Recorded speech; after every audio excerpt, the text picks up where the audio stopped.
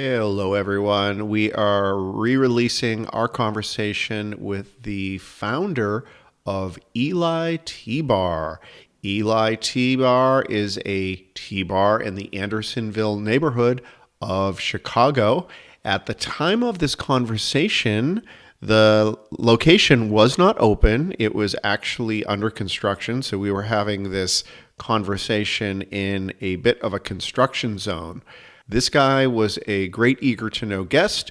We talk a lot about building a small business, entrepreneurship, and he is definitely a smart cookie.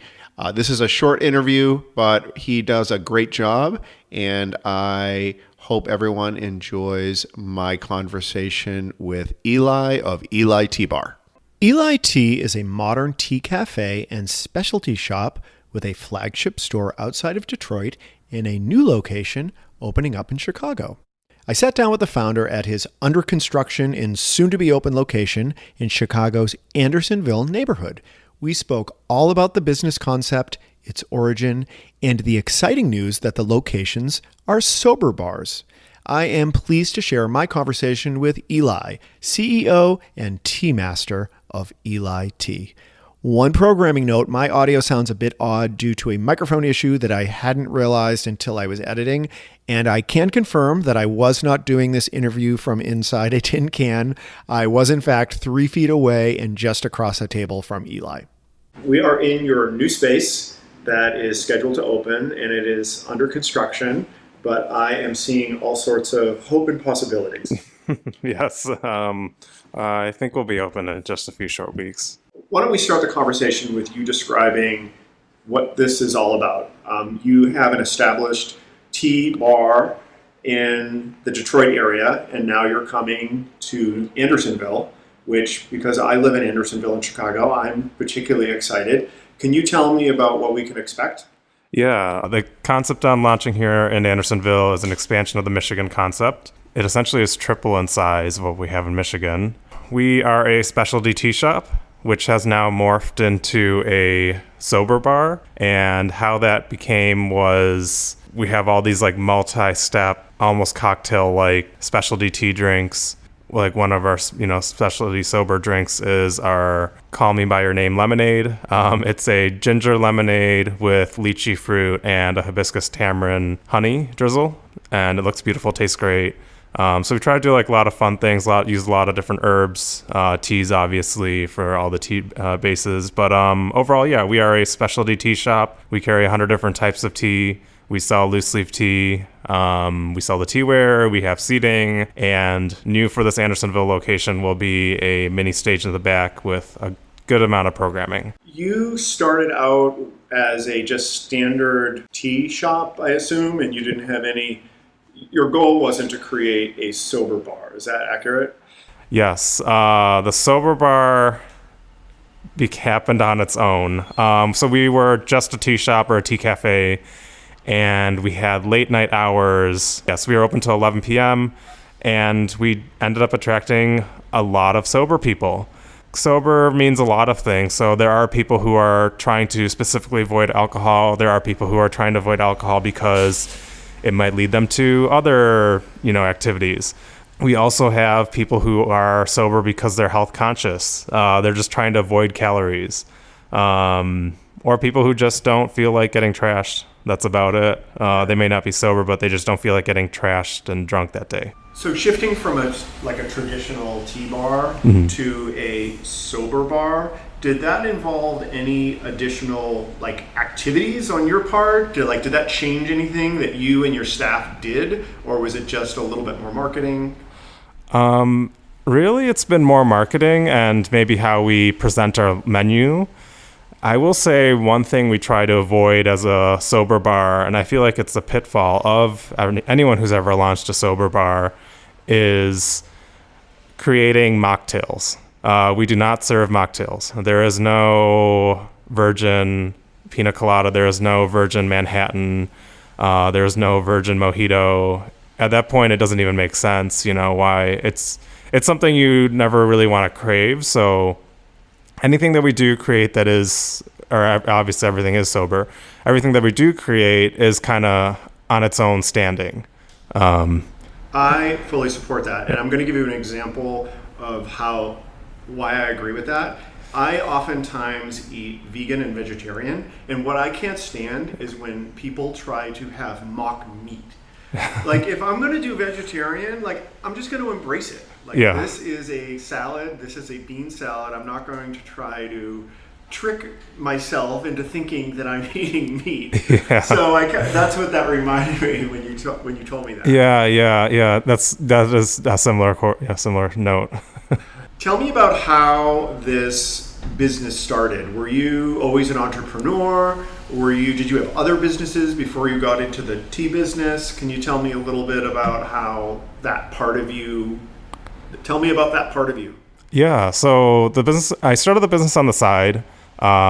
Technically, by degree, I'm a scientist. My first job was in a pancreatic cancer cell lab, and then I quickly switched over to plants, so botany. And I started the company on the side. I wanted teas that I liked, and I had this vision of creating a tea cafe that I wanted to hang out at. So I opened the cafe on the side, but it became pretty obvious really fast that I would need to quit working in the lab. There's so many people that come up with an idea like, I think I want to create a place that I can consume the products that I like, and it doesn't go anywhere. Why did it go somewhere? Like, tell me about, is that you? Is it about people around you? What made that idea different from all of the other ideas that are out there in the world? I definitely put some effort into studying why other tea shops failed. It wasn't just, I wanted tea and here is tea. I wanted tea and let me study what the other guys did and what went wrong with the other guys as well. Do you think your scientific background helped you to think that way? Oh, 100%. I love it when I meet other hippie tea people at conferences that, they run their, it's the tea world is interesting. There's a lot of folklore in it, a lot of storytelling in it, and there needs to be more science in it. So I definitely try to look at it from a sharp point of view, and I'm really particular about my sourcing, really particular about asking questions about the processing of the tea, and I think that's given us a much stronger product. My advice to people out there who have ideas, who have some type of entrepreneurship spark in their head, is to do their research and be real with themselves. Finding a work-life balance is very important. And in my case, for tea, was researching my competitors, really being precise about it. I know there's it's called a SWOT analysis, understanding your competitors' strengths, understand their weaknesses, and how does that compare to what you want to do? Or what do you need to learn from your competitors? It's not about necessarily outdoing your competitors, but it's about putting together the best ideas for your idea. This to me sounds like the difference between being simply a creative person with an idea and being an entrepreneur. Because a creative person with an idea is just going to make happen their idea. And what you're saying is you take that creative energy and that vision, but you have to use business principles to shape the idea, to make it into something that is valuable to your customers. I agree. I think there's a lot of unhealthy business out there, and that's what people underestimate is I recommend, 1, start small, but then 2, decide what level do you want your business to be at and or eventually achieve. Meaning, if you have a recipe from your grandmother and she makes this great marinara sauce, is that something you could maybe sell year-round full-time?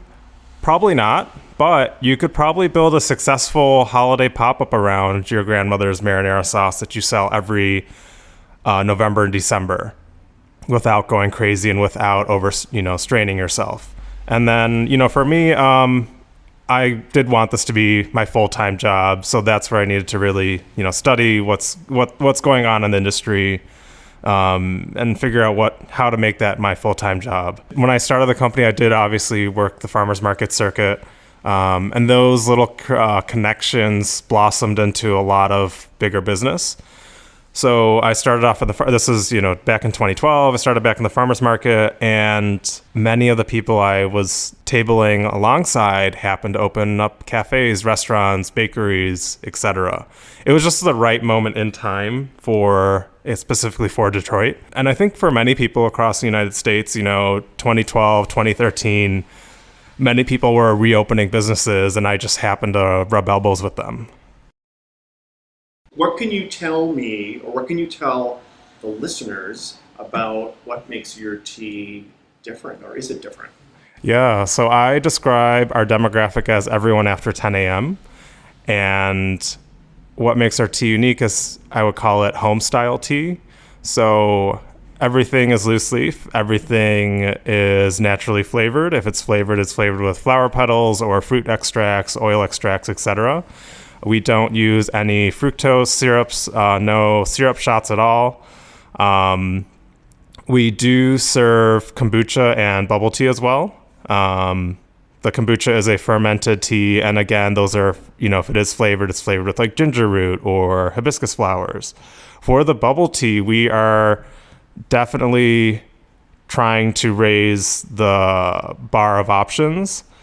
Taking a very California approach, which means we have plant-based milks as options for your bubble tea, or you can get Splenda or no sugar if you want.